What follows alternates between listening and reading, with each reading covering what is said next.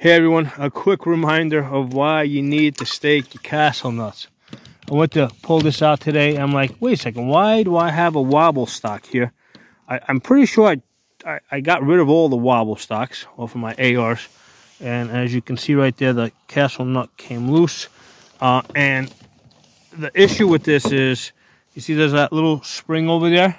Okay, well that's what holds the this rear takedown pin in place. So if this loosens out even more and that spring falls out, that pin is not going to stay where it's supposed to stay, and then you're at risk of the whole gun coming apart on you. Okay, so I'm going to go and I'm going to stake. All it is a matter of, like, I'm going to tighten this up.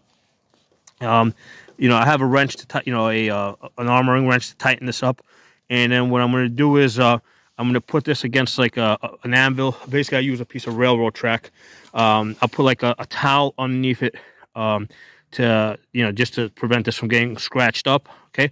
And I'm just going to take a nail, or I have a hole punch, and I'm just going to basically line it up over here and just hammer it so a piece of this metal off of this, off of the end plate here basically gets pushed into that, into that little hole right there.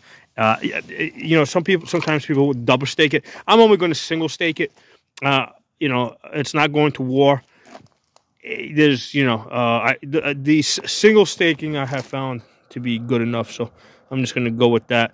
What happens is, if for any reason you ever do want to remove it, for whatever reason, if you double stake it, it's just a lot more work. If you want to get the stake out, what you do is you just put the nail or the punch back on this side. You just push the material back to, you just push it back in, and then you apply the armoring wrench, and then the only thing is, like, when you do it, make sure that, like, don't just put this between your legs and try to muscle it with an armoring wrench, because that could break your receiver. Okay, so I try to secure the receiver a little bit better. That's why I try to, if I ever need to remove this, I try to use a punch to push the metal back. But and that's also a reason why a lot of times people don't want to stake it, is they want to be able to easily remove it and unremove it. I'm pretty satisfied with the stock over here. I'm not likely to change it, so I'm going to single stake it. All right, guys. Hope that was useful for you guys. But yeah, this was like a real life, like, pull the gun out of the safe. I'm like, wait a second, why is this thing wobbling?